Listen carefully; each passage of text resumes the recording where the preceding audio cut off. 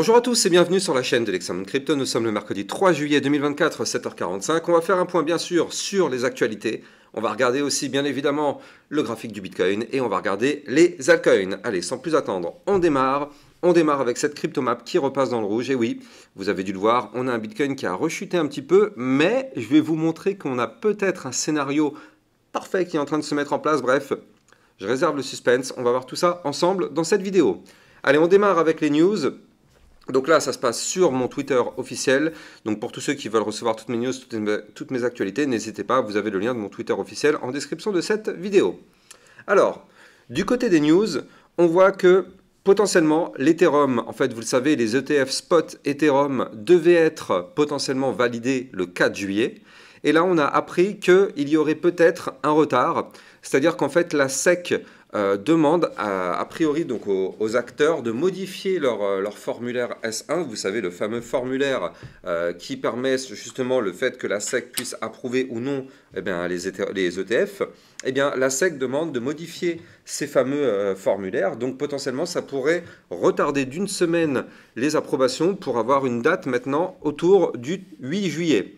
Donc on va voir, à la base c'était plutôt le 2, pardon, pas le 4 mais plutôt le 2, donc ce serait plus repoussé vers le 8. Alors, on voit aussi que du côté de Grayscale, en fait, ils ont une section en fait, qui s'appelle Grayscale Research, et en fait, dedans, ils étudient des cryptos à fort potentiel pour le trimestre à venir. C'est selon eux, hein, bien évidemment, à prendre avec des pincettes. Donc là, parmi ces cryptos-là, on voit que bien évidemment, on a le Bitcoin, l'Ethereum, le Solana, le Ton. Le Chainlink, on a quand même des petites surprises. Moi, voilà, ça vaut ce que ça vaut, hein, mais on a aussi dans leur liste l'Illuvium, le Radium. On a aussi en surprise peut-être le Maker. Enfin bref, ça c'est leur liste a priori. Alors, est-ce que parmi cette liste-là, vous en avez déjà dans votre portefeuille ou pas? Bah en tout cas, moi je sais que j'en ai quelques-unes et voilà, j'en ai quelques-unes, je dois avoir du Solana, j'ai bien sûr du Bitcoin, j'ai du Render, mais ouais, il y en a quelques-unes, c'est vrai que c'est quand même assez surprenant, hein. Dites-moi ce que vous en pensez, Illuvion, Radium, je trouve ça bizarre, surtout qu'on sait que Radium, ils se sont fait quand même pirater il y a environ 1 an et demi, quelque chose comme ça. Ça paraît bizarre, mais bon, pourquoi pas après tout. Alors pour tous ceux qui sont intéressés, voici le calendrier crypto. Donc gros calendrier hein, pour le mois de juillet 2024, tout de même il faut le noter, étant donné qu'on est quand même en plein pendant l'été, hein, là c'est l'été, ça y est, on est au mois de juillet, mais on a quand même un calendrier où il y a pas mal de choses dedans, donc c'est très intéressant de regarder ce qui se passe, et on a surtout, donc pour tous ceux qui sont dans l'intelligence artificielle, donc le 17 juillet 2024, on va avoir la phase 2 du merge, où là les AGIX faites océan, vont passer en dollars ASI. Vous savez, le fameux merge entre les tokens. Là, on a eu la phase, enfin, on est actuellement en plein dans la phase 1. Donc là, la phase 1, c'est-à-dire que là, en fait, tous les océans et tous les AGIX sont convertis en fait. Donc là, pour tous ceux qui sont sur des plateformes telles que Binance ou les grosses plateformes, ça se fait, ça se fait automatiquement. En tout cas, hein, sur Binance, ça se fait complètement automatiquement. Donc nous, on n'a rien à faire, ça c'est très bien. Donc là, Binance s'occupe de convertir nos dollars AGIX et Océan. Alors bien évidemment, étant donné le nombre de personnes sur Binance, c'est quand même la plus grosse plateforme au monde. Donc ça prend quand même du temps. Ça a commencé hier, enfin même le premier. Et donc forcément, ça prend du temps. Selon la date à laquelle vous avez créé votre compte, forcément, vous serez plus ou moins haut placé dans la liste des personnes à traiter. Donc forcément, voilà, ça peut prendre quand même quelques temps avant que tout le monde soit passé en fait. Donc du coup, voilà. Affaire à surveiller, mais d'ailleurs je rappelle, si vous n'avez pas encore de compte sur Binance, vous pouvez utiliser mon lien de parrainage Binance en description de cette vidéo, qui vous permet de trader sur une plateforme sécurisée vu qu'elle enregistre PSAN auprès de l'AMF, et ça vous permet d'avoir un bonus aussi à l'inscription, donc n'hésitez pas à taper dedans. Donc bref, en tout cas on voit qu'on a un calendrier économique, un calendrier crypto assez chargé quand même du côté du mois de juillet. Allez, on continue. Alors, on a Circle qui affirme que les stablecoins non conformes disparaîtront du marché européen à court et moyen terme. Circle est devenu le premier émetteur mondial à stablecoin à recevoir une licence dans l'Union européenne. Donc vous savez, ils ont obtenu effectivement leur licence MiCA. Et donc, il est vrai que petit à petit, les autres stablecoins, sauf si petit à petit ils se font ils acceptent la réglementation MiCA et ils mettent en place ce qu'il faut pour pouvoir être prêts et avoir une licence, eh bien Tous les autres, malheureusement, on le sait, ne pourront plus être mis à disposition dans les plateformes PSAN. Donc petit à petit, il est vrai qu'il pourrait y avoir une suppression, on va dire, de ce stablecoin dans ces plateformes-là. Maintenant, c'est pas grave, dans le sens où aujourd'hui, pour l'instant, les plateformes continuent d'accepter l'USDT, et même si ça a été enlevé pour certaines actions, par exemple, de mémoire, il y a eu tout ce qui est le staking, il y a eu aussi d'autres actions, en fait, on ne peut plus passer par de l'USDT, mais en tout cas, on peut toujours acheter en spot des tokens qui sont sur de l'USDT, où on peut aussi bien évidemment convertir en spot des USDT contre autre chose. Donc ça, pour l'instant, il n'y a pas de souci particulier, et pendant les mois, en tout cas à venir, ça reste le cas, et puis on verra par la suite ce qui va être acté. Mais en tout cas, effectivement, c'est intéressant du côté des stablecoins, il va falloir quand même se tenir un petit peu au courant, même si tout de suite, on n'a pas vraiment d'impact. Peut-être dans les mois, années à venir, on verra à ce moment-là. Alors, on voit aussi que le géant Robinhood envisage d'introduire le trading de contrats à terme crypto sur sa plateforme aux États-Unis et en Europe. Et ça, c'est une bonne nouvelle parce que effectivement, en Europe, eh bien, on n'a pas trop ça. Et surtout qu'avec la réglementation MiCA, c'est quand même très compliqué de trader ce genre de choses. Et là, du coup, a priori, peut-être que ça pourrait venir en Europe. Donc, on va surveiller ça. Ça peut être vraiment intéressant. Et bien évidemment, ça passe par l'acquisition de Bitstamp qui jouerait un rôle clé dans cette stratégie. Donc, à surveiller. Pour l'instant, c'est pas tout de suite, mais ça peut être intéressant. Et on voit aussi que la crypto Tao a été attaquée. Donc attention à ça, hein, il y a eu quand même une attaque, ça s'est passé hier après-midi, et donc on voit que toute la blockchain, en fait, BitTensor, a arrêté son réseau pour justement bloquer l'attaque de sécurité. Donc là, il y a des rapports qui ont fait en fait l'état d'une attaque inhabituelle sur les portefeuilles BitTensor sur les dernières heures, et en fait ça a conduit à un arrêt délibéré du réseau par les développeurs principaux. Donc effectivement, c'est un petit peu dangereux ce qui s'est passé sur le Tao, et on l'a vu, hein, la crypto a quand même chuté, elle a perdu moins 15, moins 20% je crois hier, donc ouais, c'est en tout cas c'est lié forcément à cette attaque. Bref, c'est bon pour les actualités, on va s'attaquer maintenant à notre Bitcoin. Allez, on va voir tout ça en détail. Bien évidemment, je rappelle avant toute chose que tout ce que je vais dire dans cette vidéo n'est en aucun cas un conseil financier, c'est à vous de faire vos propres recherches, et n'oubliez pas que le trading de crypto comporte des risques de perte partielle ou majeure. Allez, on passe sur notre Bitcoin. Alors, il est où mon petit Bitcoin à surveiller? Tac.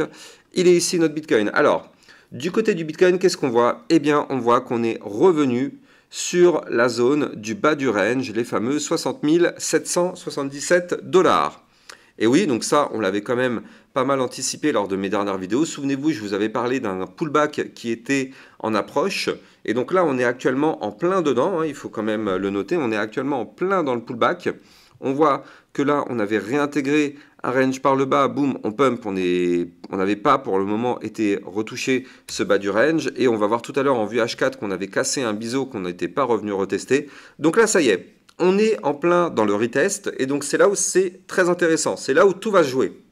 Là, on est peut-être en train de préparer le prochain mouvement important. Donc là, vous le savez, on est actuellement en bas du range. Et donc le bas du range étant une zone de support, si on rebondit sur ce bas du range, eh bien, on serait peut-être en train de préparer le mouvement pour aller chercher par la suite le haut du range à 71 344 $. Pour l'instant, encore une fois, à prendre avec des pincettes, on n'a pas encore de validation de tout ça. Mais si on compare ce qu'on est en train de faire actuellement, vous le voyez ici, on a hop, ce mouvement-là avec potentiellement un deuxième bottom posé sur le bas du range, vous le voyez ici, hein, premier bottom, deuxième bottom, tant qu'on ne casse pas le dernier plus bas, c'est-à-dire tant qu'on ne casse pas les 60 233 $ en vue jour, donc c'est-à-dire avec une clôture jour en dessous, eh bien, pour l'instant, on a cet espoir de former un double bottom. Et regardez, c'est exactement la même chose qu'on avait eu ici. Souvenez-vous, si on remonte un petit peu, donc là, on était ici le 9 avril, on a été chercher le haut du range, malheureusement on s'est fait rejeter, boum, on a chuté, on a chuté, on a chuté, on est venu chercher le bas du range, et qu'est-ce qui se passe? On a fait un premier bottom, puis un deuxième bottom sur le bas du range, qui est, je le rappelle, une figure chartiste de retournement haussier, et derrière, qu'est-ce qui se passe? On se relance, et on va chercher le haut du range. Et bien là, on a une configuration qui est en train de se mettre en place, qui s'apparente à celle qu'on a eue dans le passé, et là on a ici notre premier bottom, puis pourquoi pas le deuxième bottom posé sur le bas du range, Quoi qu'il arrive, il faut impérativement que les 60 777 tiennent et surtout que le dernier plus bas, 60 233, tient. Si ces deux niveaux clés tiennent, alors on formera un double bottom et si on arrive à breaker la ligne de coup de ce pattern qui se trouve à 62 826 $, alors dans ce cas-là, on pourrait se relancer du côté du Bitcoin et pourquoi pas aller chercher le haut du range. Alors, la target théorique de ce pattern en double bottom qui est en train de se former, c'est les combien 65 468 $. Donc ça, c'est la target théorique. Attention, en cours de route, on a une résistance, même deux résistances majeures, les 63 264 et les 64 464. Donc là, effectivement, du côté du Bitcoin, c'est même pas dit qu'on aille chercher la target du double bottom, vu qu'on a deux grosses résistances en cours de route. Néanmoins, si effectivement on fait la même chose qu'on avait fait ici, eh bien du coup, on récupérerait les résistances petit à petit pour aller chercher le haut du range. Et dans ce cas-là, quand on sera en haut du range, soit on casse ce range par le haut et on pump, soit on se refait de nouveau rejeter par le haut du range, comme ce qu'on avait connu ici, et boum, on reviendra rechercher le bas du range. C'est ce qu'on appelle ni plus ni moins que du trading sur range. Encore une fois, on n'a pas de boule de cristal, donc on ne peut pas savoir là, aujourd'hui, si ce scénario va être validé ou pas, mais il faut tout de même garder en tête qu'on a un ratio long-short qui est tout de même extrêmement flippant, on va pas se mentir. On a quand même 74,92% de position longue plutôt que 25% de position short.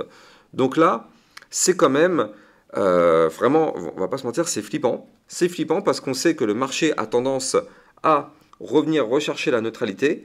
Donc ça, si on doit revenir rechercher cette neutralité, il n'y a pas le choix, ça passera par une chute. On n'a pas le choix. On n'a pas le choix, ça doit passer par une chute pour faire chuter ce ratio long short. Donc bon, pour l'instant, ça tient. On va voir si on a cette chute ou pas, mais en tout cas à surveiller, parce que c'est vrai que si on doit avoir une chute, eh bien c'est maintenant, c'est-à-dire c'est sur les niveaux qu'on a actuellement. Là, on est sur le bas du range, on sait que c'est ça le niveau clé qui nous causerait malheureusement une chute si on le perd. Donc soyons tout de même extrêmement prudents. Allez, on passe sur la vue 4 heures. Alors, vue 4 heures, qu'est-ce qu'on voit? Eh bien, ça y est, regardez, on a validé ce pullback. C'est d'une chirurgicalité, enfin, c'est vraiment ultra chirurgical le truc. Regardez ça, souvenez-vous, on avait formé ici donc une cassure de la résistance des 60 777 $. Puis derrière, on a pump, on a pump, on a pump. On avait cassé le biseau descendant, vous le voyez, ce triangle orange. On l'avait cassé par le haut et on a continué le pump. Ça, je vous avais expliqué hier, ou même avant-hier, je vous avais expliqué qu'il fallait se méfier parce que là, on n'a pour l'instant pas fait le pullback de ces niveaux clés qui ont été breakés. Donc là, qu'est-ce qui s'est passé? Eh bien, ça y est, on a fait le pullback. On est en plein dedans, vous le voyez ici, c'est ce que je vous ai expliqué tout à l'heure. Donc là, on a pullback. On est revenu rechercher le haut du biseau. On est même revenu chercher le bas du biseau. Donc franchement, en termes de pullback, c'est juste ultra parfait ce qu'on voit là actuellement. Maintenant, il faut que ça tienne, bien évidemment. Il faut que ça tienne pour pouvoir se relancer. Mais d'un point de vue technique et chartiste, franchement, du côté du Bitcoin, c'est propre. C'est très très propre ce qu'il nous a fait. Et ça fait mal, hein, bien évidemment. Ça fait mal d'avoir un Bitcoin qui chute. Mais on va pas se mentir, tous ceux qui suivent mes vidéos régulièrement, eh bien, vous étiez parfaitement au courant qu'on était tout de même sous la menace de ce pullback. Pullback qui est, je le rappelle, bénéfique sur du long terme pour pouvoir, pourquoi pas, reprendre de la force. Donc là, on va tout simplement surveiller si malheureusement on casse le support des 60 777 $, ainsi que les 60 233 $. Si on casse ces deux niveaux clés de support, attention, danger. Si on arrive à rebondir dessus, alors ça pourrait être assez intéressant à surveiller. Allez, justement, on va aller voir les altcoins au passage.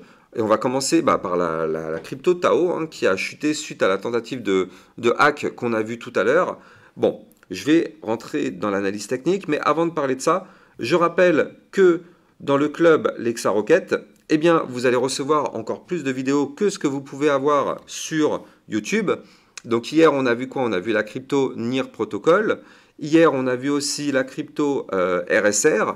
On a vu le Hondo, on a vu le Injective, CKB, le Caspa, enfin bref, le Ordi. Bref, plein de crypto-monnaies, donc n'hésitez pas à venir rejoindre le club d'Exarocket, vous avez le lien en description de cette vidéo, ça vous permet de recevoir encore plus de vidéos sur vos altcoins, donc le lien est en description de cette vidéo. Je rappelle que pour me suivre sur Twitter, pareil, n'hésitez pas, vous avez mon lien Twitter en description de cette vidéo. Alors comme je vous l'ai dit, on a le Tao qui malheureusement lui se met à chuter. Alors oui, là on voit qu'on a cassé un support majeur ici, hein, il fallait surtout pas breaker les 258, malheureusement on a breaké les 258. Qu'est-ce qui se passe du côté du Tao? On est toujours, il faut bien le souligner, hein, dans une configuration long terme baissière. C'est-à-dire que là, enfin pas long terme, moyen terme, on est toujours dans un canal descendant ici, vous le voyez, et tant qu'on est malheureusement dans ce canal, on est dans une configuration baissière. Voilà, comme ça les choses sont claires, nettes et précises. Maintenant, il faut tout de même noter que là, on arrive sur une autre zone de support, donc on a breaké les 243 $, et là, on va chercher le support suivant à 224 $. Je rappelle que si on perd ces niveaux clés, le but sera d'aller chercher le bas du canal. Le bas du canal se trouve à 187 $. Donc attention, ça peut faire mal.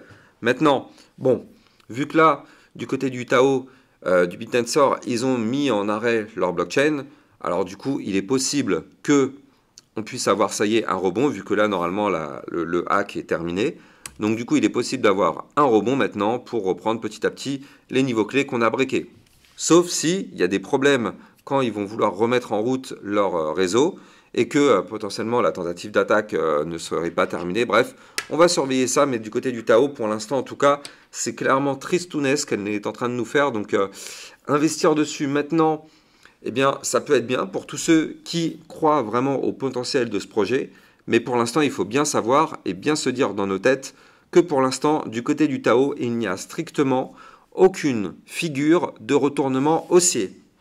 Donc là, quand on voit sur YouTube beaucoup de personnes qui disent que ça va faire x30 ou des choses comme ça, pour l'instant, en tout cas, c'est possible. Qui sait? C'est à vous de vous faire vos propres avis, c'est à vous d'étudier le projet. Mais en tout cas, il faut bien se dire que investir maintenant sur le Tao, alors qu'on n'a strictement aucun pattern de retournement haussier, ça peut être dangereux. Il vaut peut-être mieux attendre un petit peu, qu'on ait des patterns de retournement qui commencent à se former, et là, pourquoi pas effectivement tenter l'aventure pour essayer de choper un mouvement intéressant. Mais là, tant qu'on est sur cette configuration baissière, vous le voyez, hein, on a des points hauts de plus en plus bas, des points bas de plus en plus bas. Là, malheureusement, pour l'instant, du côté du Tao, attention, hein, et il suffirait qu'on casse ici, là, le niveau clé de support qui se trouve à 218 $, qui correspond au dernier point bas formé ici, en janvier 2024. Et là, vous l'avez compris, hein, si on casse ce dernier point bas, on peut avoir un Tao qui continue sa chute et qui reviennent retester des zones comme les 150 $ ou encore les 94 $, voire même les 52 $. Soyons tout de même extrêmement prudents du côté de cette crypto-monnaie. Allez, nous on va regarder ce que nous fait notre Ethereum, qui était pas loin hier, je le rappelle, de casser et de former un double bottom. Malheureusement, on sait, le Bitcoin a chuté, donc il entraîne dans sa chute toutes les altcoins. Donc là, on a un Ethereum malheureusement qui n'arrive pas. Il n'arrive pas à valider son double bottom. Avant d'en parler, je rappelle que pour trader cette volatilité, vous pouvez utiliser mon lien de parrainage Binance qui vous permet de trader sur une plateforme sécurisée vu qu'elle est enregistrée PSAN auprès de l'AMF. Et ça vous permet d'avoir un bonus à vie sur vos frais de trading. N'hésitez pas à utiliser mon lien en description de vidéo. Donc là, du côté de l'Ethereum, malheureusement, on n'a pas réussi. Vous le voyez, on avait formé ici un premier bottom. Deuxième bottom qui est une figure chartiste de retournement haussier. On a failli breaker. Hein, regardez, on a fait une mèche hier qui a été chercher tout de même, enfin pas hier mais avant-hier, qui a été chercher tout de même la résistance des 3524 $. Malheureusement, vous le voyez, à aucun moment, on a réussi à valider ce double bottom. Je rappelle que pour valider, il fallait breaker les 3450 $ en vue jour. À aucun moment, on a une clôture de bougie au-dessus. Donc, pas de double bottom. Et au final, le double bottom se transforme malheureusement en une phase de range. Donc là, du côté de l'Ethereum, pour l'instant, c'est en stand-by, c'est terminé. Quoi qu'il arrive, il faudra breaker, si on veut du pump, breaker les 3460 $. Ça correspond au haut du range. Tant qu'on ne break pas à ce niveau clé, malheureusement, vous l'avez compris, inutile d'espérer quoi que ce soit, on n'aura strictement rien du tout. Maintenant, on est dans un range, donc quand on est en bas du range, on va chercher le haut, quand on est en haut, on va chercher le bas. Le bas du range se trouve actuellement à 3352 $.